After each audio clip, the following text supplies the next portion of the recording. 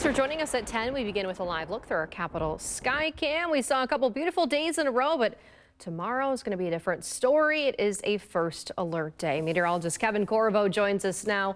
Kevin, those storms are going to be coming in overnight into tomorrow morning. What's the exact timing on those? Exact timing, I can tell you tonight that they're coming across the border now. Kevin, thank you. We are following some developing news tonight. A WMTV crew is seeing a lot of police on South Ingersoll Street in Madison. This is by McPike Park. Take a look at this video. This is from what's been happening since our crews got there around 9:45. Madison police say the call came in as a disturbance and that someone was pistol whipped. Everyone is safe in that area. The people involved were taken into custody. Madison police are still investigating. Of course, we'll continue to follow this story and bring you the latest updates. Also breaking news tonight, a 67-year-old woman from Blanchardville is dead after a crash in the town of York. This happened about 5 miles west of the village of New Glarus. Greene County officials say the car was driving westbound on State Highway 39 when the driver failed to slow down when coming up to a curve in the road. The car then went off the road and into a ditch where it hit a driveway embankment and flipped onto its passenger side. The New Glarus Fire Department had to get the woman out of the car, but the UW Medflight doctor said she died on the scene. The woman was wearing a seatbelt at the time, but the airbags did not go off.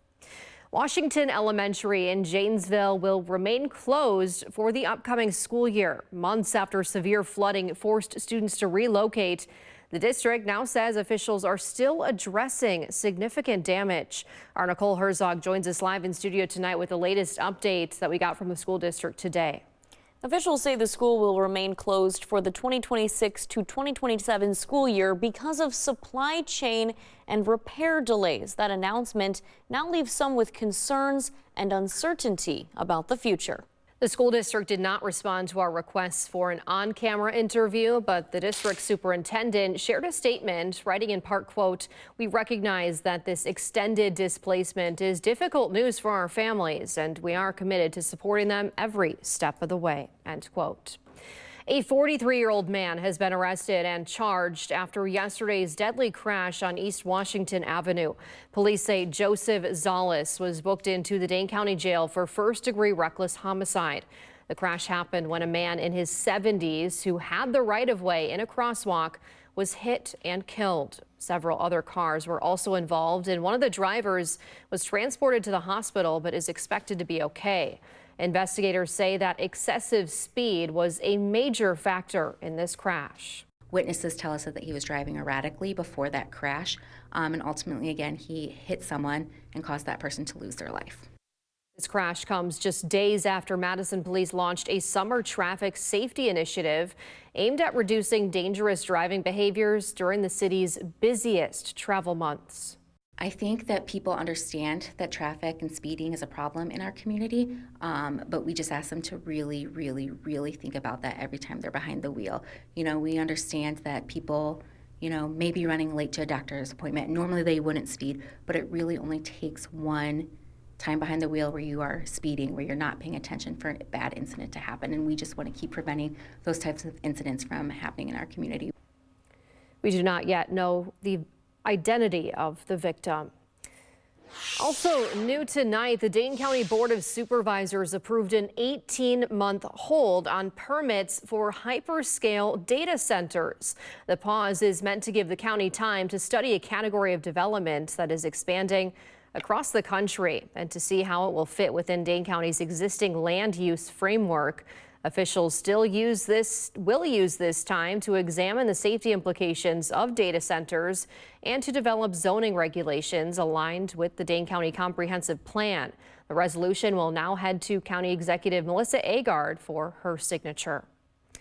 New tonight, if you were in the area of Watts Road in Madison this afternoon, you may have heard a loud boom and seen a lot of police. The Madison Police Department's Special Weapons and Tactics team conducted a search warrant at an apartment just after 4 o'clock.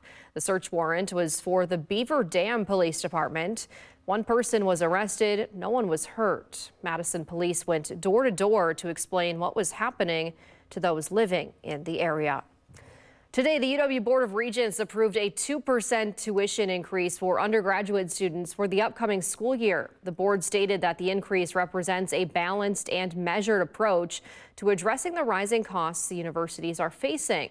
They also said the increase would help preserve affordability for students while ensuring the schools have the resources to keep providing high-quality education. The vote was a 15-1 decision and included an average $56 in separate fees in addition to tuition that would pay for student services and programs. Here's what the cost of tuition would look like at a few of the UW schools in our area next year. UW-Madison would cost over $12,000, UW-Platteville around $9,000, and UW-Whitewater nearly $9,000. Today, the Dane County Regional Airport announced nonstop flights to Boston starting next week. Both American Airlines and Delta Airlines will launch daily nonstop service from Dane County to Boston Logan International. Delta's nonstop service will start this Sunday, while American's service will start on June 19th. 4 new chicks of the world's fastest bird got checkups in La Crosse earlier this week. Professionals removed a group of young male peregrine falcons from their nest on top of a bank building. Each bird was monitored for any signs of distress and had tracking bands placed on their legs. Researchers then tracked the falcons' movements while also gathering other information like age, sex, parentage, and future migration patterns.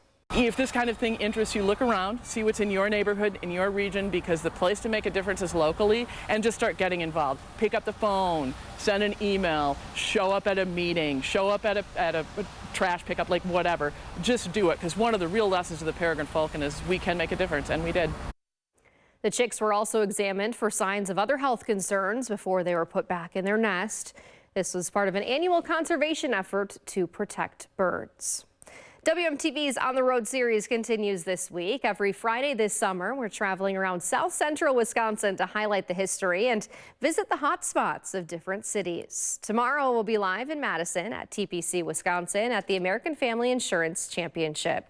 Plus, we'll have a crew live at Breese Stevens Field for the AmFam Championship concert featuring Little Big Town. That's all coming up tomorrow right here on WMTV 15 News at 4 and 5. The Wisconsin Union is partnering with the Edgewater to ring in America's birthday. Madison's first Bucky and Boom celebration will debut on Lake Mendota's shore.